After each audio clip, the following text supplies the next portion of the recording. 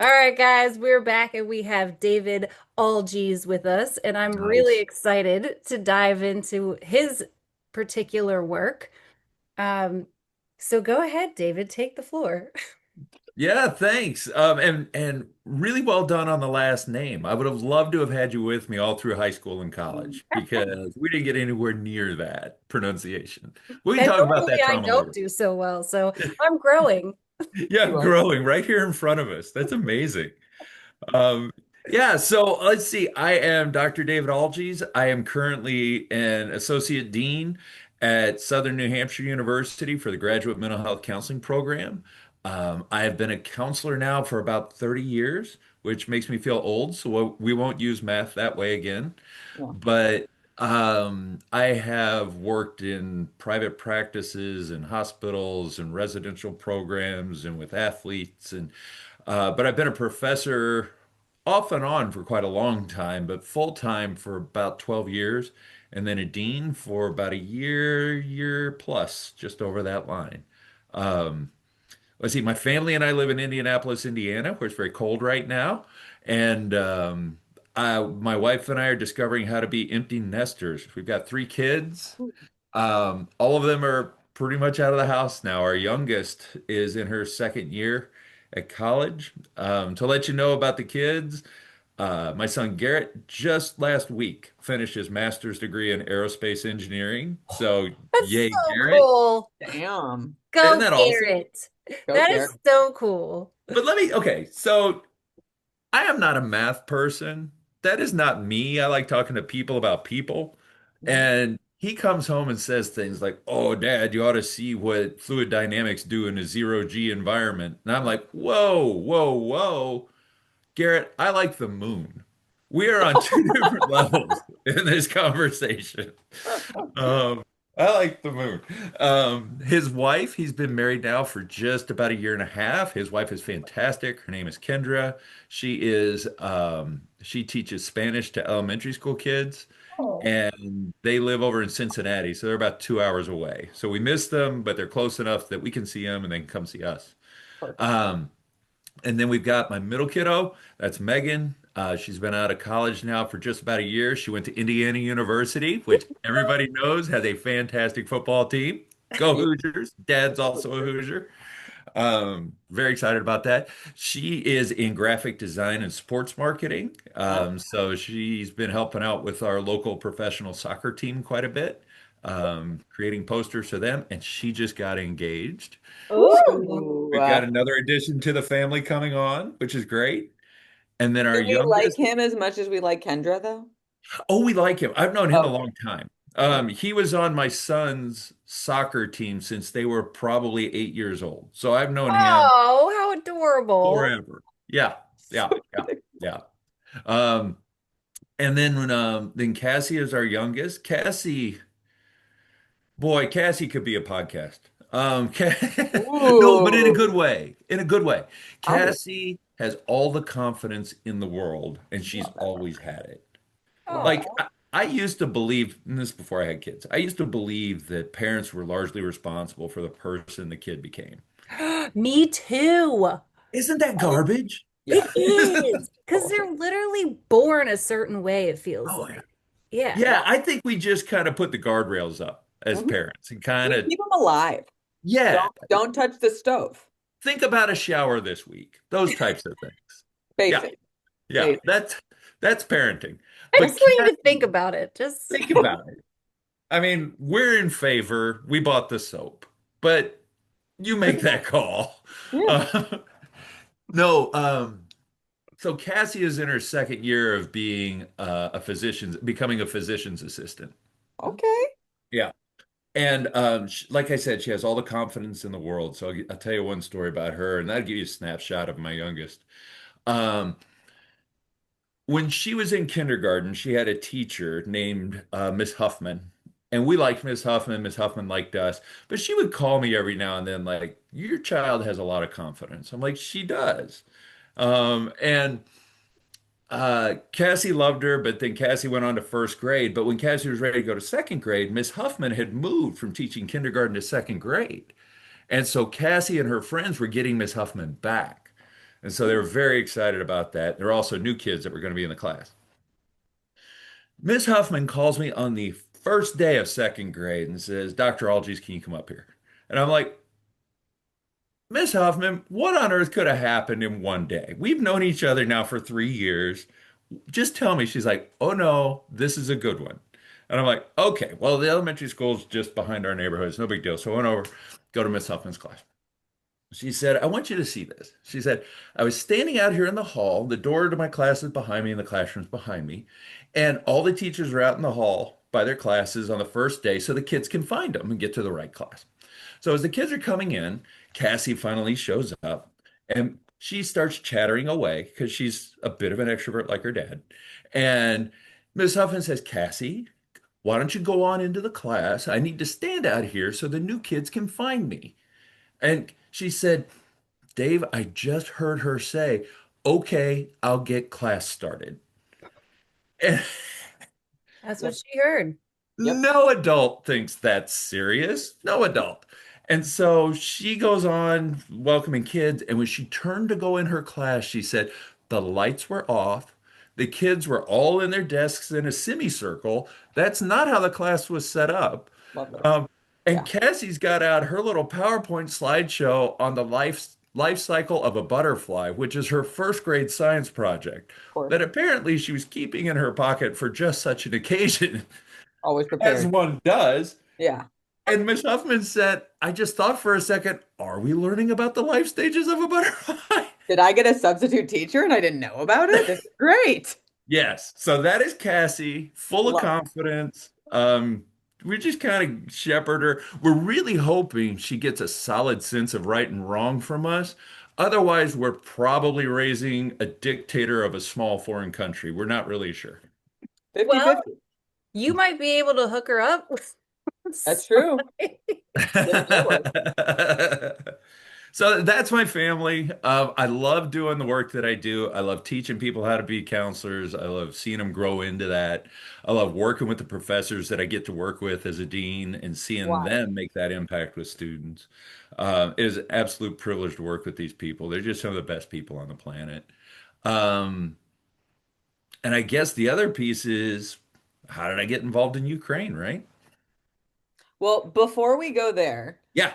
why is it that you enjoy teaching people how to be counselors versus counseling? What's the difference for you? Oh, that's a good question. I think what I like about teaching people to be counselors is seeing them get the idea that it's who they are as a person that is going to change a life. It's not all the techniques, it's not all the interventions. Those things are important. They Sure. are. And the skills of learning to be a counselor are important because they help you get all of your junk out of the way so you can be fully present in the life of another person. Mm, There's a writer who used to be a psychologist. He's retired now. His name is Irvin Yalom. And his books are kind of fun because he just writes about here's what the client was thinking about before they came into the session. Here's what I was thinking about. Here's how the session went. And here's what we both took away. And he doesn't tell you any more than that. So you draw your own conclusions. that's fun. It Okay. is cool, isn't it? Yeah. It's really cool.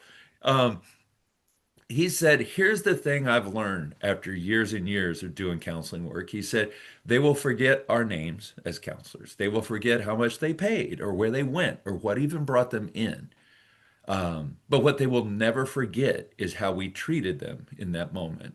Mhm. Oh, Yeah. That's powerful. Oh, yeah. yeah. I think when people who come into counseling and want to be counselors, they're usually pretty empathetic people. They want to make a difference in people's lives. When they realize that they don't have to solve a single problem, when they realize all I have to do is connect with this person and show up for 45 to 50 minutes with them, and Mm, it can change everything. mhm. Um, that's pretty fun. That's a great job. I get to help them learn that. So that's why I like being an educator. Thanks That's for the cool. question. That's a good question. Well, I think it perfectly bridges us into what you're trying to do in Ukraine, right? Trying to make more counselors over there. Yeah, yeah. So I've been helping with that for a while too. Yes, absolutely. So maybe a little backstory would be helpful here. Yeah. All Take right. it away. So let's see. My wife and I got married this year. Ooh, no, next year is 30 years. So again, harming myself with math. I don't like being that old. It's just violence with I'm sure math. you It's got all it is. married at like 15. Oh, Obviously. thank you. Thank Yeah. you. And now we're besties and we need each other. Uh, no, we got married and we were told pretty quick that we wouldn't be able to have kids, Oh, for a multitude of reasons. And of course, that's tough news, right? You got to process that. A buddy of mine who was the urologist involved said, "Hey, Dave, I'm getting a group started over in Ukraine. One of the things we do is help with international adoptions. Why don't you come over with us? Um, and maybe you'll adopt from there. Who knows?"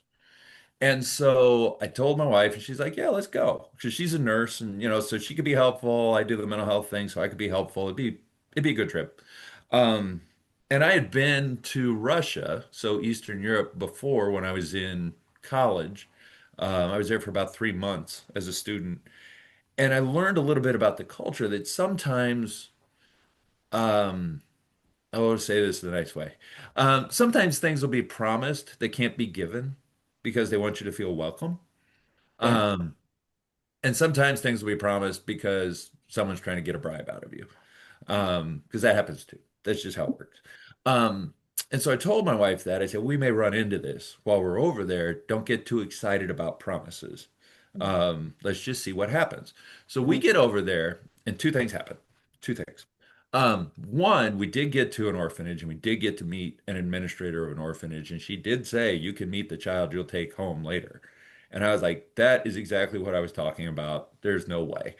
Sure. And sure enough, that did not turn out to be the case.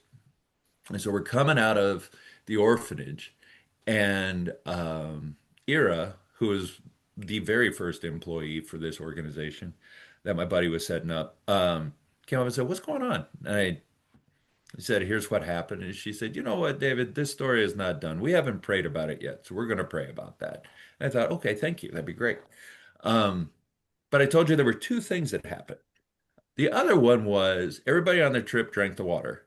You can't drink the oh, water. Yeah. It's just like going out in the woods and drinking from a stream. You're asking for trouble.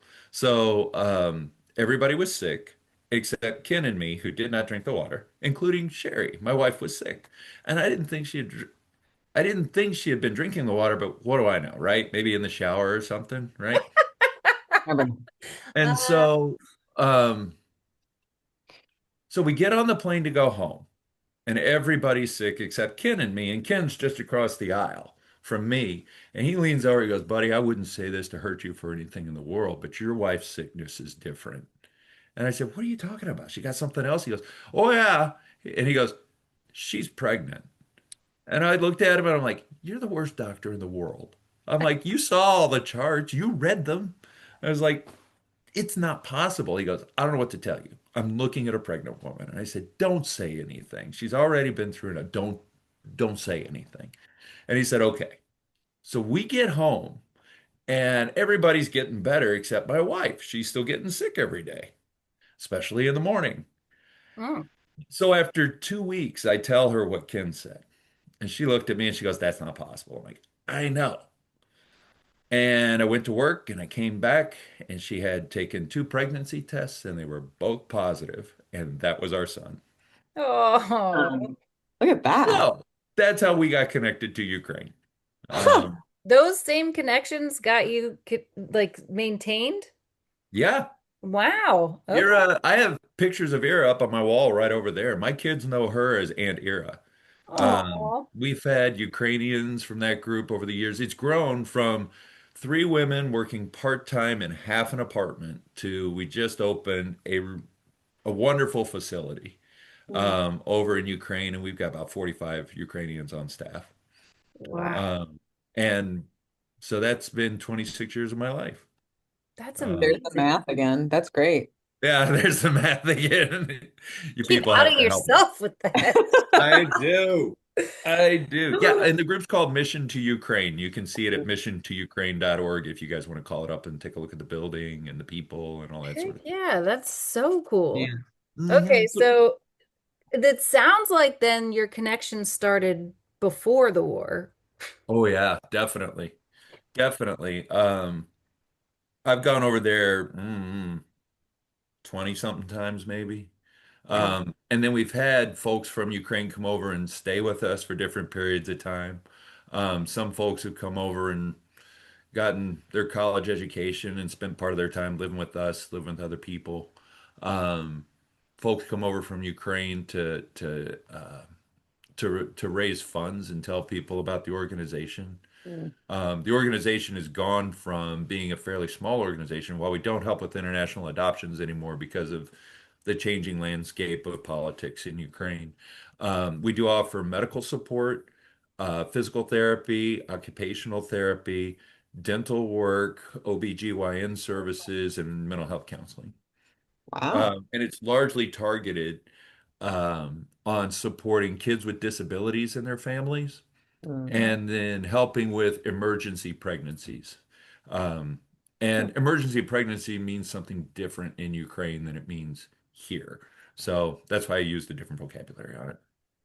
Um, in Ukraine, if you have a kiddo, at least historically, if you have a kiddo and the kiddo makes it to 3 years old, I think it's 3 years old, then the state will help support the cost of that child if you can't afford that child. That's in writing. What happens in reality sometimes is different. But then the trick becomes how do you get from 0 to 3? Right. And what does that look like? And so that's where we can help. That's where we're able to help in those situations. So, so that's what we do. That's what we do. So if you look at the organization online, you'll see us doing that in lots of different ways, including summer camps for kids with disabilities, which those Oh, are really fun to do when it's peacetime. yeah. Yeah. Yeah. So you were saying offline that when you started to do mental health work over there, you were looking for any research and there was absolutely nothing you could find. So Yeah. how did you advance from there? Yeah, yeah, no kidding. So, one of the things that helped me was I've been going over to Ukraine off and on for so long that I was getting to know the culture pretty well Mm. and being aware of the culture and the way it differs from the American culture really helped. So I already knew that. And Ira, the director of the organization, Mission Ukraine, uh, called me and said, "Hey, Dave, the Russians are going to be invading. It looks like. Would you be willing to talk to our staff and maybe a couple other organizations um, about how do you make life-altering decisions with the imminent threat of war?" And I was like, "Sure." And so we set up, yeah, everybody knows that. Uh, we set up 4 meeting times, and I started walking them through the decision-making process of do you stay, do you go, who do you contact, how do you stay in contact, all those sorts of things. And by the third meeting time, the invasion actually happened. And so that kind of forced everything, right? Um, the first thing I did was I just set up meeting times, one-on-ones with everybody on staff or any other family members, and said, okay, if there's nothing out there in the counseling literature on how do you treat um, civilians living in a war zone, I'm just going to need to go about the process of what I know how to do. And in research, there's a methodology you can do called a grounded theory. Um, and a grounded theory is this simple. It's this simple. It's a new approach to doing counseling, and there's no research on it. So you begin documenting the patterns that you see in the people, Yeah. and you begin documenting the populations that you see. Like, is everybody dealing with the same set of problems, or are there patterns, and do those patterns correspond to different populations that you're actually serving? And Hmm. the biggest difference in this case was people who were choosing to remain in the country and people who were choosing to leave the country because that would put them in a refugee status, and that's a whole different thing to go through. So that's the first difference that I saw, and I just started documenting everything from from the times I was talking to them. But it changed everything about counseling for me. Changed everything. Well, now I have even Yeah. more questions. Uh, I feel like you teed us up for that one. Like, what First did it one, the change? first one I have is did you notice any differences between socioeconomic status, like what role that was playing in the decisions that people were making? Sure. I- yes. I mean, when you have more resources, you have more resources. When you have less resources, you have less resources, and your choices kind of follow that, right? Mhm. Some folks couldn't afford to get out of the country. Right. Other folks did and wanted to stay. Hmm. Some folks wanted to get out of the country right away, and they wanted to take all their friends with them. And so, yeah, I would say socioeconomic status certainly impacted the choices they were making, and how they were using the resources. The thing that's kind of fun to know about Ukraine, this is one of the things I love about Ukraine. Ukraine is pretty much the Texas of Europe. And what I mean by that, and all my family lives in Houston, so I can say it from the You're allowed inside, to say Texas. that. I'm Okay. allowed to, yes. Texas is very proud of Texas. Texas gets excited about Texas the way other people get excited about football teams or baseball teams or basketball teams. Ukraine is exactly like that. They are very proud that they're Ukrainian, and they will tell you why. And what I was amazed at with the resilience of it, you might have remembered at the beginning of the war. I remember seeing it in the news. Um, President Biden reached out to President Zelensky and said, "Hey, we can get you out of there." He said, "I don't need a ride. I need bullets." And I was like, "That is Ukraine." It's like that is Ukraine. It's like, look, if we're the only ones who need to fix that, who are going to be around to fix this, then we are going to fix this. That Mm, is Ukraine. That's Um, cool. and I saw that in my friends. I was like, "Are you okay?" They're like, "We're fine, but we're not leaving." right. And there's something to admire with that level of courage. Uh, Absolutely. yeah, yeah. So yes, I think to answer your question, socioeconomic status certainly plays in. But so does their just historical resilience and confidence that Ukraine will do this.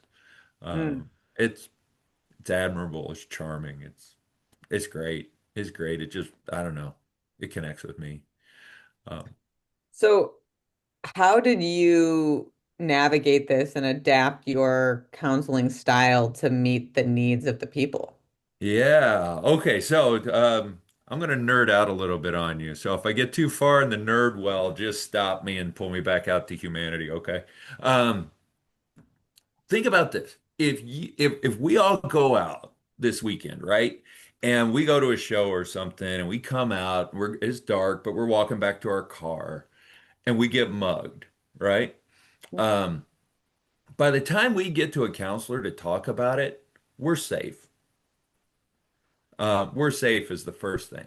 Well, in a war zone, nobody's safe. Mhm. Client's not safe. The counselor's not safe. Even when you're doing it online, Yeah. it's secondary trauma. I had a couple of times where I was counseling somebody and you hear noise in the background and they just hit the deck. Mm, And you'd wait to see if they got up or if they just died. Wow. Um, it's just a different gear. So there's trauma with that. Um, Another thing that changes is if I'm your counselor and you come in the door and you say, "Well, I've got anxiety," it's like, first off, okay, tell me about the anxiety. And second off, we'll be able to treat that and resolve that or make that manageable. And third, we'll be able to meet several times in a row to work on it. None of those things are true in a war zone. yeah. Mm. If you come in and tell me you have anxiety, but you say it's because a tank is rolling down my street. Well, maybe you want to keep that anxiety. Maybe that's a good Right. anxiety. We don't want to treat that anxiety. That is a right response. Um, Also, in a war zone, you can't work towards treatment of a problem or resolution of a problem because you're only going to get 1 to 2 sessions and they may be gone.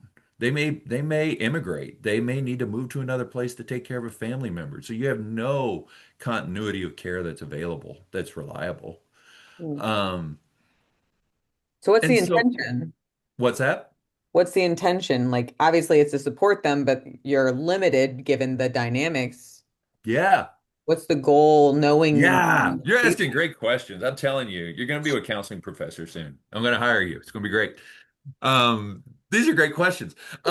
Yeah, so that becomes the question is, if I can't do all the things that I've learned to do, then what do I do instead? What's meaningful? What's helpful? Right. And that's where you have to shift from diagnosis and treatment resolution to resilience building. Mm, If you can't change the situation they're in that's causing all this, you got to help them find a way to endure it. And what does that look like? And that's what I ended up developing. What does it look like? Oh my I was gosh, so thinking, much. What's that? I was thinking we were gonna go with like connection, but if you don't know when you're gonna see him again, I don't know if that's useful. So Well, yeah. and the people that I've met with, some of them I've never met with before. I've never seen these people. right. Um, they, it's just people. Um, some of them are dear friends, and those I keep in touch with. But Sure. that we can talk about that. That's kind of a different level when they feel like family after 25 years, right? Like Aunt Ira, Uncle Oleg, my son, and one of my buddies named Oleg, and his wife Tanya. My son went with me, so I've taken two trips over, getting ready to take a third. The first trip, we went into Warsaw, Poland to help out with refugees coming out of the country. And two Mhm. of my friends from Ukraine had already immigrated about 7 years before for work to Warsaw, Poland. And that's Oleg and Tanya. And so my son got to know Oleg really well. They're buddies now. Oleg loves Liverpool soccer. Garrett loves Manchester United. So they're Mm. always poking fun at each other about that. And I mean, they're family. I mean, they're just family. I'm going to get emotional. Get We'll come back to that. emotional. That's allowed. Yeah. Yeah. We're Well, thank counselors. you. We're allowed to do that. Thank you. Um, but to answer your question, then what does resilience training look like? Um, Gosh, there's several layers to it, to be perfectly honest. Um, the first thing is to realize when war happens, it's not just a trauma for an individual, it's a trauma for a whole country. And that means all of the war will use up every resource you have until the war ends, period. It will Mhm. use up it will use up money, it will use up heat, it will use up water, it will use up your emotional tolerance, it will use up people, it will use up your community, it will use up it's just until it stops, that's what war is. Mhm. Um, we can't change that context, but what we can do is have a path to survive it. And here's a couple of pieces that became significant in that.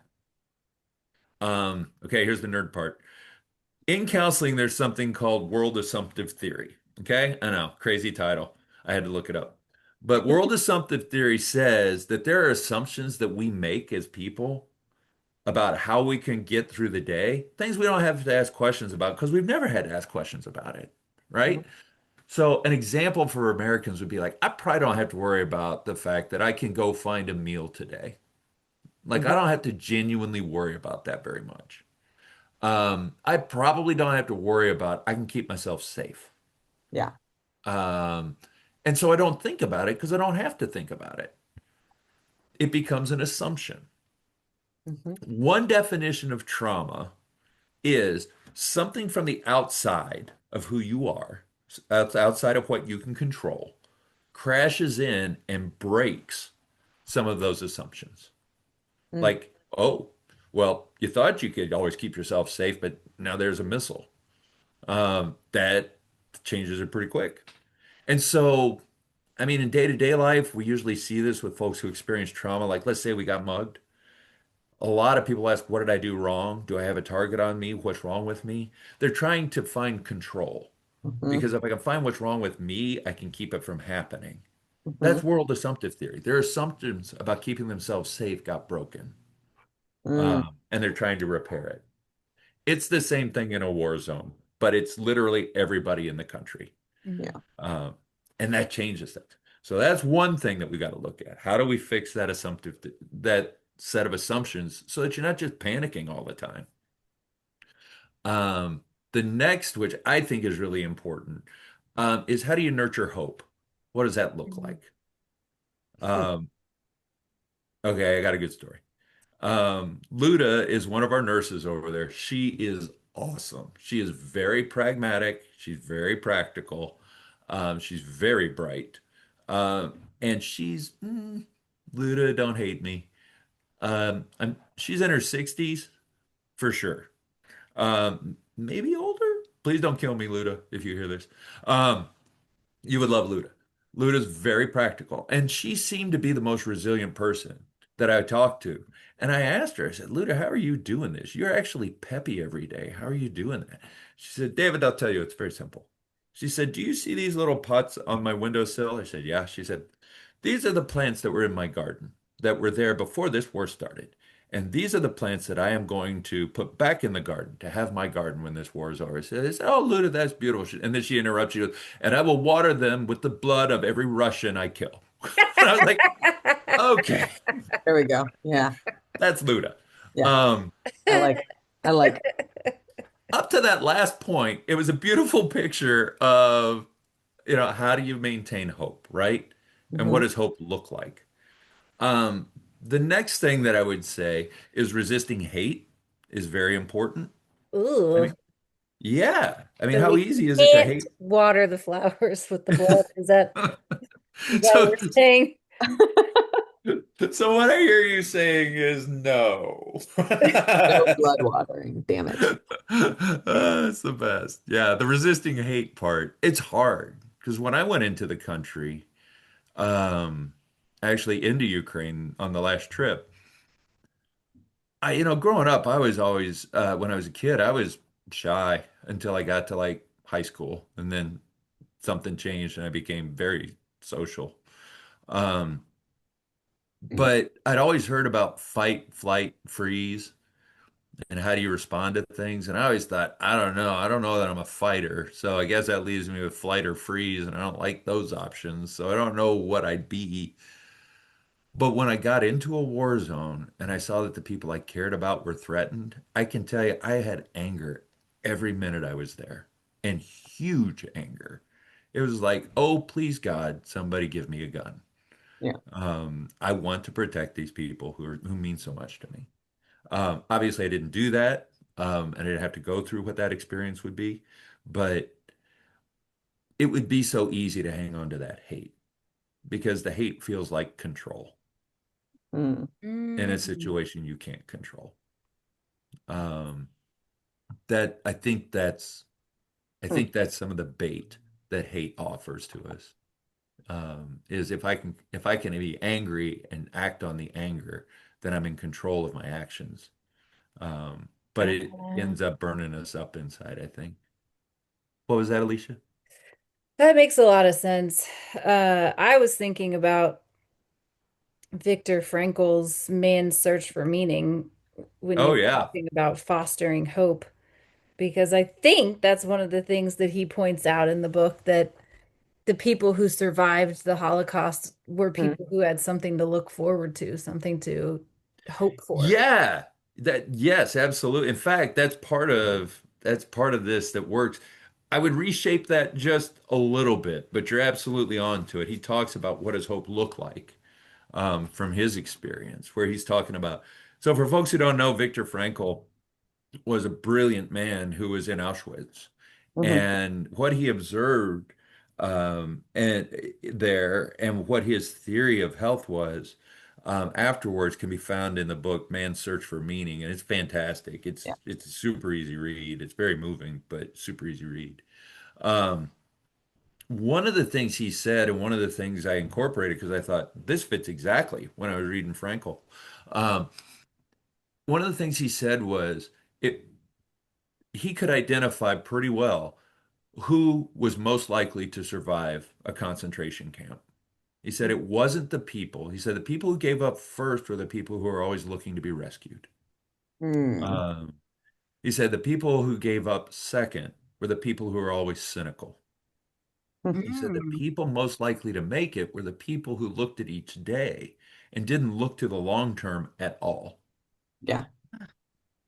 The people who looked at each day and said, what can I do to make today meaningful? And that's it. Now, is that the way a person really thrives in their life? No, no. You want to have a long-term goal. You want to hope for things and build towards things, and all that's part of the fun of living. Um, but we're not talking about normal life. Yeah. Remember, Right. we're talking about a whole country that is in trauma. And Victor found the way for us to begin moving forward with that. He said, look to each day and don't look beyond it. And that's a huge part of resilience training. Um, Ah, You know, what's interesting as I'm listening, because my brain does a bunch of bouncy things where it creates yeah, patterns. It sounds like a lot of emotional management. Like there's a couple of things that you said that stuck out, like anxiety maybe is the right response when there's a tank rolling down the street, right? Like whether we enjoy that response or not is actually irrelevant, yeah, but it's a healthy physiological response that is built in to protect you. Hate, very, very logical. Anyone could understand why you would experience that hate or that anger in yeah, that dynamic. And it's not that it is unhealthy, it's unhealthy if you let it own you. So it's really like what I guess what I'm curious about is what a lot of it you're doing, like helping people understand that what their emotions are doing aren't isn't necessarily wrong or bad and trying to steer them towards a direction that builds resilience. yeah. Yes, absolutely. There's more to the resilience counseling. So let's put a pin in that. We'll come right back to it. But one of the implications from going into a war zone and seeing how the context changes how mental health counseling is carried out effectively for people. One of the things that changes is the context matters so much in counseling. And most of the time in America, we're at peace. And we think that's normal and that's the complete picture of healthy. But the truth is, a lot of the things that we hold to are strongly influenced by the context in which we live. Like, if I said don't lie, we'd probably all nod and go, yeah, that's a good thing. But what if I said, but you live in prison? Well, now lying makes more sense, doesn't it? Because it's a survival tactic. Right. Yeah. So you want to do it. So the context, the importance of context and how we understand what's unhealthy and healthy in mental health becomes huge. Yeah. And that's what needed to change in my thinking to be able Mm, to work in a conflict zone. I that had makes to think about it very differently. Because the other thing is a conflict zone, its context is not static. It's not stable like peacetime. right. Remember, everything is diminishing. mm, Buildings are getting blown up and resources aren't there, and friends are there one day and then they're gone the next. Mhm. Some days you get to go to work. Sometimes you don't go to work. I mean, all those things are changing. Your own ability to keep managing at this level is deteriorating because humans aren't meant to live in this condition. Right. Um, and so the context that you're in when you're in a war zone is progressively getting worse, progressively deteriorating. And what does it mean to help people at those different levels and to be able to see it when their own ability to assess the situation is deteriorating? So what do you do when you're noticing that with someone, when you're noticing their hope is dissipating, the hate's taking over? How do you kind of Yep, use yep. the one or two sessions to be effective? Yeah, yeah. So the first thing I want to say, and I know we said it before, but it's so important, is there is no problem resolution. Right. There is problem management. So we're just going to address it for now, not forever. Right. And that's how you treat a lot of things in a war zone. So, um, I had a friend and she was having some real difficulty, like especially at night, because at night's the hardest time in a war zone. Yeah. Man, I found that out quick. Like I went over with a couple of friends that are a part of this organization because they wanted to go over. I mean, honestly, we just wanted to hug on our staff and let them know we love you guys and you're not alone, but then also help where we could. And you can't fly into Ukraine right now, obviously, because planes get shot down. So we flew into Warsaw, Poland, and then got in a van and drove across the border. And it took about 2 days to get to where we were going. And we stopped in a little town I'd never been in before, and all the lights were out. It's pitch black because, you know, Or you don't want to get targeted. And then we went into the hotel, and they split us up, put us in different rooms, said, get to the bomb shelter if you hear the air raid siren. Then they disappeared. They did not tell us where that bomb shelter was. Super fun. And then when we were in our rooms, you feel pretty alone in a war zone.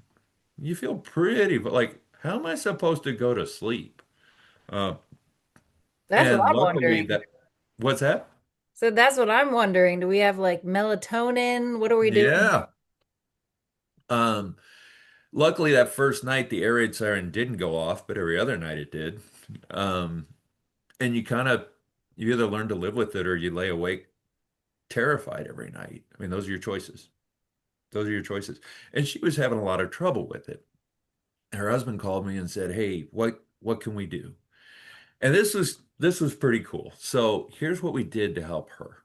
She was getting real anxious and panicky and just not able to manage the fear that is completely understandable.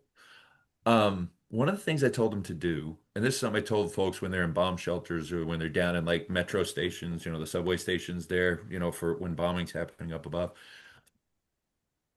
There's a difference in the way we relate when we're thinking objectively rather than subjectively. Okay? And let me give you an example. I'm going to show you exactly what we did with this. Um, if I told you, if you and if the three of us sat here and talked about the idea of love, right? It's like, okay, well, I remember being in love here and I remember being in love here, and here's what I think love is. And we go back and forth on that conversation. We have a very objective conversation about it. But if I lean in and go, I'm in love with you, you are the best thing ever. Do you feel the difference in that conversation? Mhm. Okay, objective and subjective experience of conversation. What I told him was when she's panicking about what might happen, grab her hands, turn her towards you, and get in a moment with her. Mhm. Tell her what she means to you, or tell her a story that she can get lost in. He's creating the structure for her to depersonalize from Mhm. what's going on out here. And he offers the structure for her heart to settle down, to be able to get through this moment. And so we use subjectivity as the tool to bring healing for this moment, not Right. forever, but for this moment. And I told parents were doing it with kids in metro stations when the bombs are going off and there's all these strangers around and they don't know, bring them in. Hey guys, let me tell you a story about your grandma that I think's really funny, and keep talking Right. until it's over. It gives them a way to escape when they can't manage what's going on inside themselves. Does that make Right. sense? Yeah. A lot of sense. Yeah. I'm just thinking because I have to be difficult here. Yeah. Uh, you were saying that you got separated in the hotel. Mhm. So what do you do if you're by yourself? Yeah. So if you're by yourself, it's harder. One of the best ways to live in a war zone is with other people. You have a team around you. That's one of the other things that's a part of resilience training. And it's catching yourself doing things that are right. Oh, Mm. And here's where it comes from because years ago, so all my kids went through soccer. I got a whole trauma story about how I was coerced into volunteering for youth soccer. I just want to put that out there. But we can get to that another day. Um, my son was on a team with a really good coach, and everybody said he was a fantastic coach. And I was like, okay, well, let's see what he does. And I remember my son was very young. It was still uh, boys and girls on the same team, at least with this coach. And the kids were playing. He had them in twos, and one player was supposed to try and get the ball past the other player, and then they'd switch and keep doing that back and forth. And this coach was watching everybody, and this little girl sped up and slowed down, and then sped up again, and she got past her defender, and he blew his whistle. And I was like, "Why are you blowing your whistle? She did a good job." And that was the thing. He said, "Hey, everybody, pay attention. Let me show you what Sarah just did. She sped up and slowed down and sped up again and got past her defender. Great job, Sarah. Everybody do what Sarah just did." Mm. He only blew his whistle to tell the kids they had done something right. Yeah. mm, Isn't that powerful? Mhm. yeah. Isn't that powerful? Number one, I think I'd like that to happen at work. So I just want to Right? put that out there into the universe. I mean, how great would that be? Mm-hmm. Mhm. Hey, just stopping by to say, here's what you did that was amazing. We're telling everybody to do what you did. Yeah. That'd be great. Yeah. Yeah. So, so in a war zone, it's the same thing. Remember we were talking about world assumptive theory? And it's Mhm. like I can't keep myself safe, or getting or staying safe gets broken and I don't know if I can do it anymore. Um, all of those assumptions about my day, finding food, finding shelter, taking care of my family, taking care of my kids. I don't know if I can do it every day.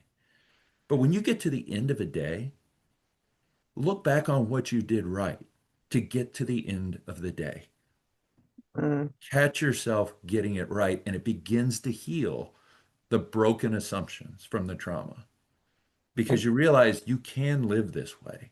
You don't want to, but you can.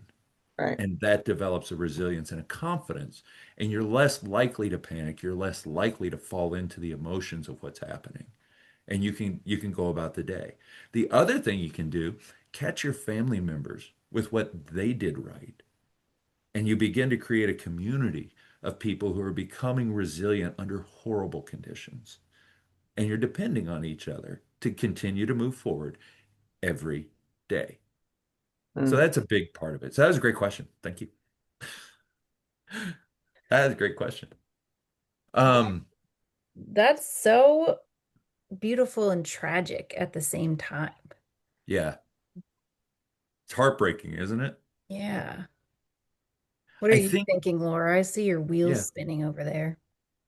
I mean, I'm going where I always go, which is way far right or left or upside down. So who knows? But I mean, it's horrible. It's never something any of us should have to experience. And I mean, the impact of the work is immeasurable and so important.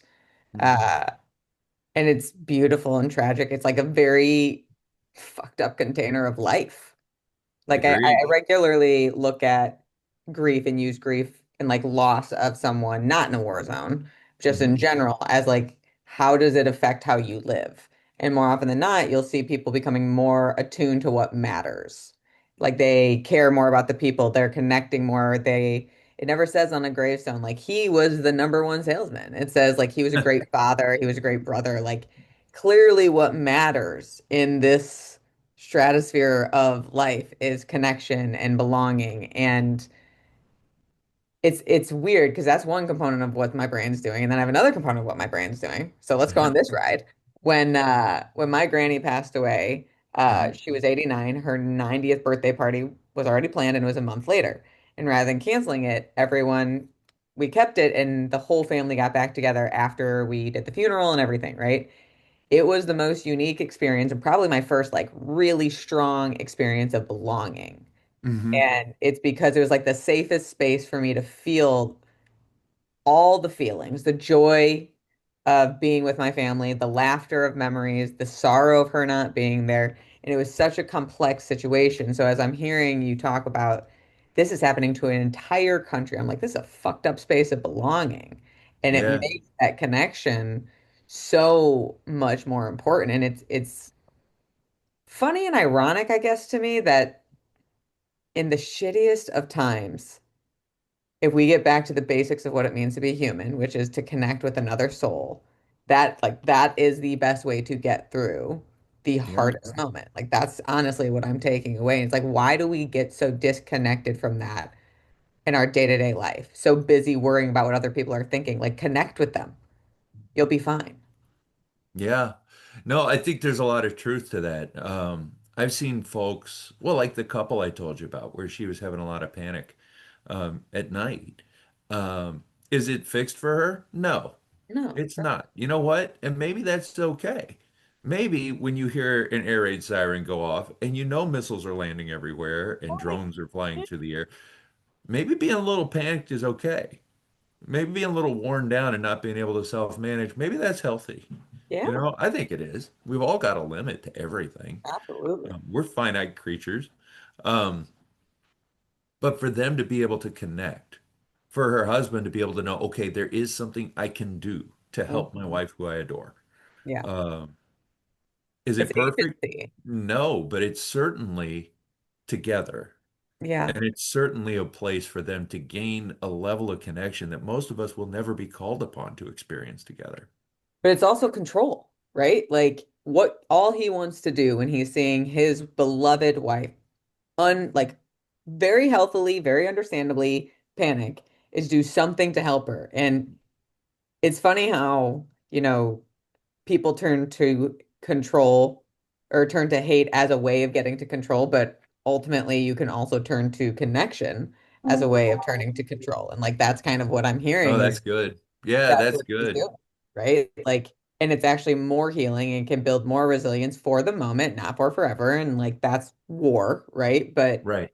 if the source of it is people are desperately just trying to have a sense of safety for the moment, There it is. Yeah. what you can control is how you steer your connection or your hatred. So it sounds like a lot of like frontal lobe management.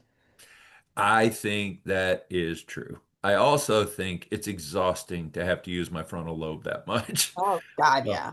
Hell yeah, yeah. I mean, when I think about living under those circumstances for what, 4 years now, every day having to practice that. I mean, it's like if I go into the gym and somebody says, "Hey, Dave, lift up that dumbbell over there." I'm reaching for it with my strong arm, right? But this is like reaching for it with your weak arm every Mm, day, over and over and over. So one, you're not feeling good about it, and you're not feeling confident that you can do it. You're feeling clumsy, and hmm then you've got to build the muscle to actually be able to do it every day, right? And right. then you get to the point where you've done it so long that muscle's just exhausted.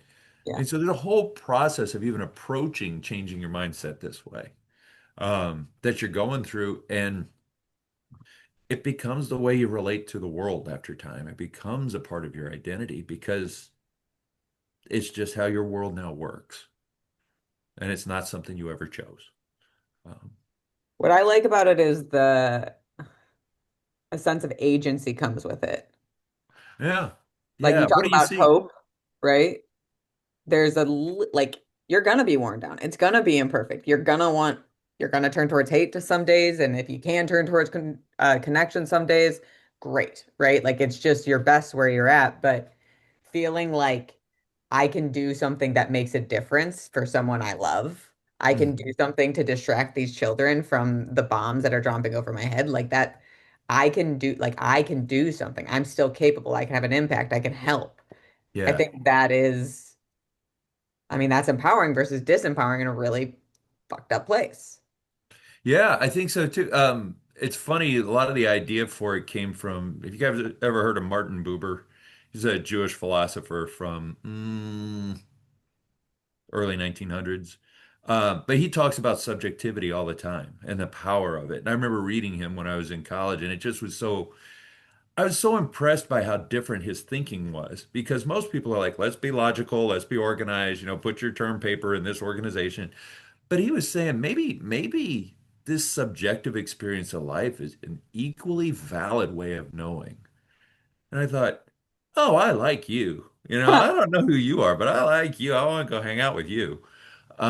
C.S. Lewis wrote about it in one book, in one little tiny pamphlet thing that I found once. So he was a professor at Oxford during World War II, and he taught language and some other studies like that. And he was asked the question, why are we studying language and poetry and art and all these things when the war is going on? Wouldn't it make more sense for all of us to grab guns and go fight on the front line? And he said, sure. He said we could do that. He said I'd probably be the first person killed because I'm terrible in the army. I'm Yeah. terrible. I'm not suited for it. He said, but all of those people on the front line are fighting for something. They're fighting for this country. They're fighting for this culture. They're fighting for this poetry and this art and this music and this writing and this way of living. That's why we keep teaching it, even though we're under attack. And I can't tell you how many times I've seen that in Ukraine.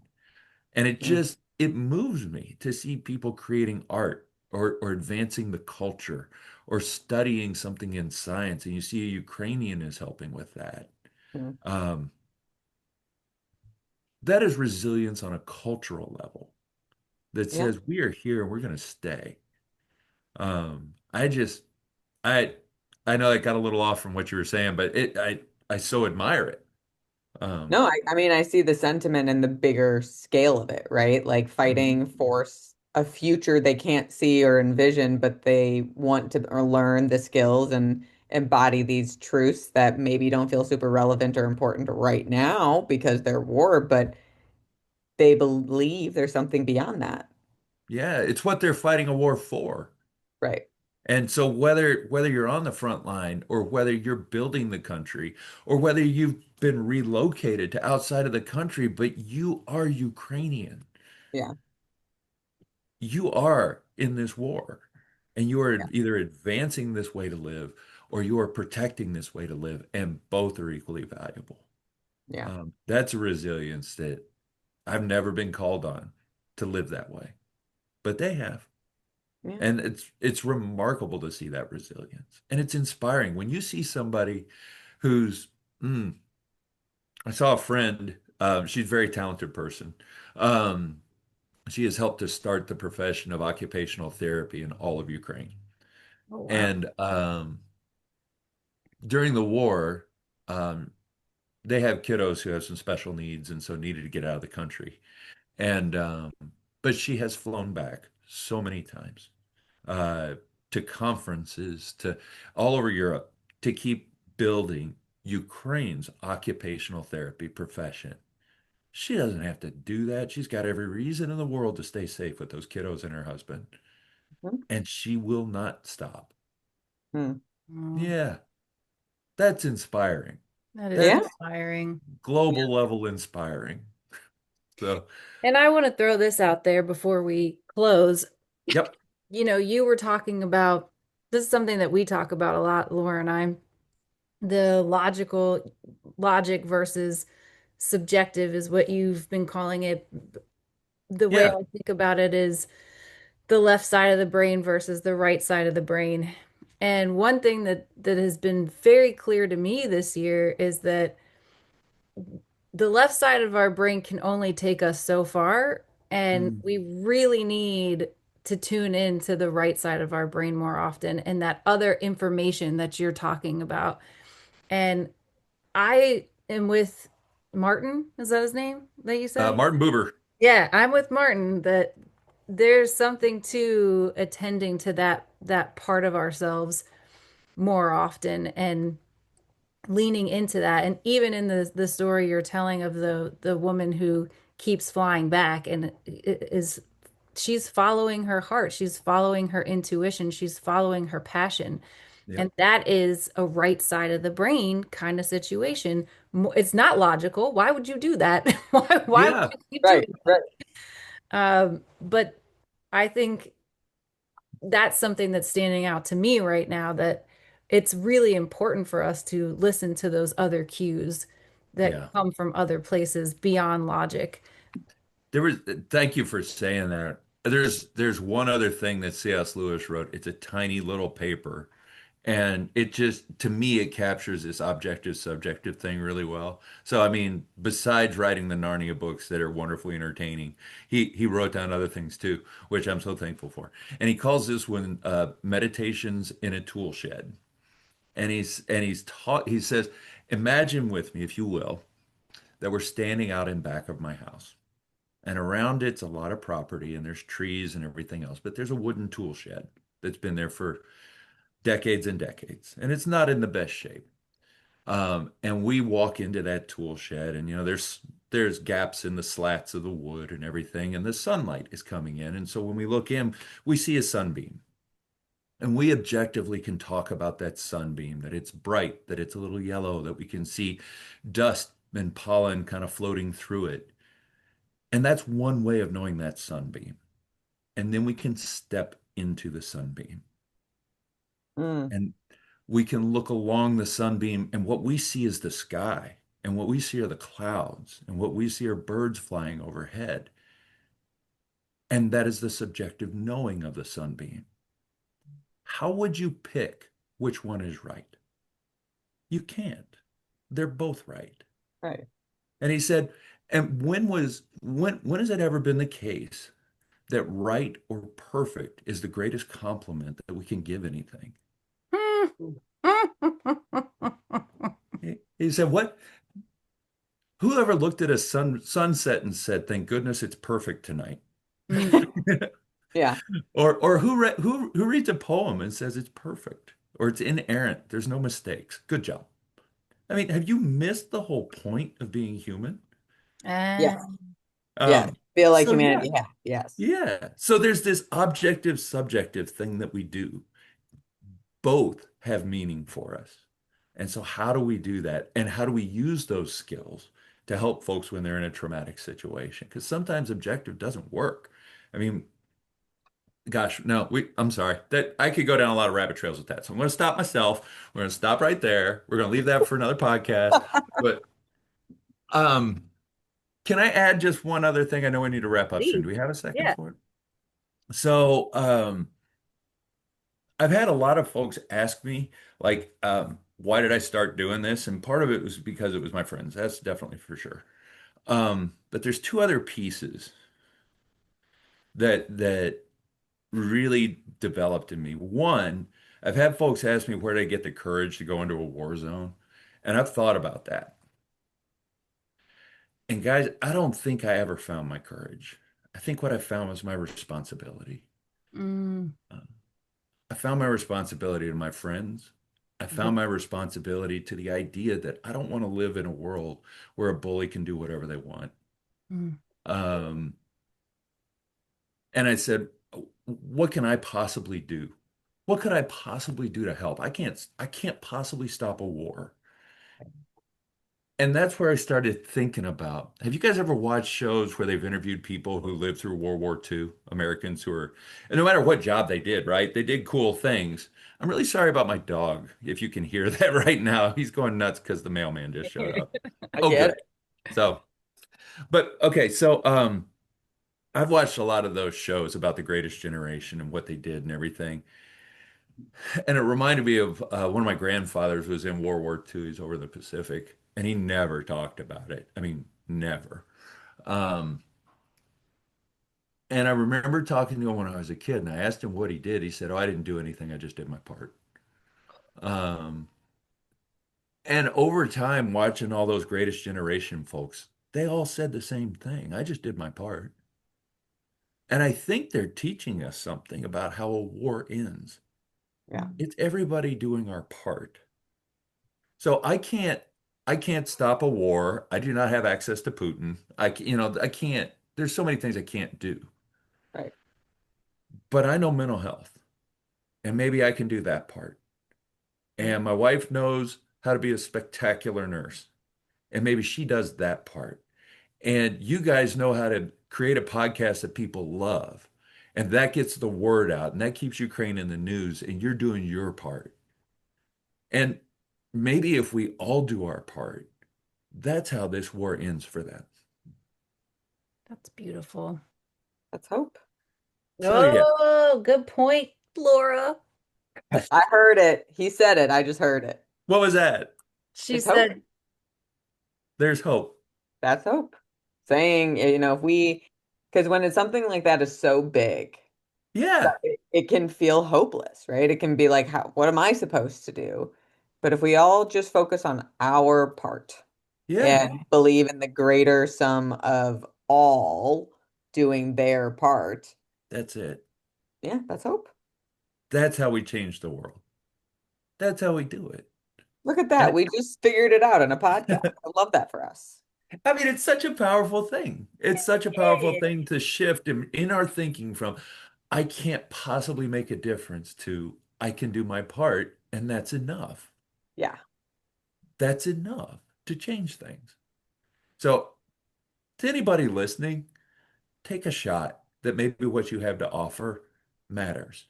Yeah. Matters to you, matters to me, matters to Ukraine. You can do your part. It'll be amazing. You'll be amazed at what you can do. People keep inviting me on podcasts. I never expected that. Never expected that. Oh, boy. doing more parts now. Look at you. Really discovering your power. How about that? That's a very dangerous thing, it sounds like. Like, how do I keep from becoming a Sith Lord, right? It's like, Yeah. it doesn't show me that I have power. Um, Well, this was just eye-opening, so encompassing of so many big, hard real things. I think it's beautiful the work that you're doing. I'm super grateful to have shared this hour, but more so for the impact and the ripples, the souls you touch and the souls they touch and everything that goes beyond the moment. That's the beauty of connection. So, Hope, thank you for being here. Thank you for everything you're doing. Thank you for sharing this with us. I know I speak for Alicia when I say we think you're great. Yeah. Uh, So, yeah. well, thank you, Laura. It's so kind. It's just so kind. So thank you, and Alicia, you too. I've thoroughly enjoyed spending time with you guys today. Um, Thank you for making me feel so welcome, and thank you to listeners for listening to me talk for a while. If you want to learn more about what I'm doing, you're welcome to reach out and send me an email, or if you want to know more about Mission to Ukraine and see what some of the Ukrainians are doing to help each other, check out the website. And we get this war over. We're going to get those camps going again and helping more of those kiddos, and um, life will go on. And the Ukrainian culture is going to be really cool, and it'd be great to have you be a part of it. Wow. Thank Love you that. so much.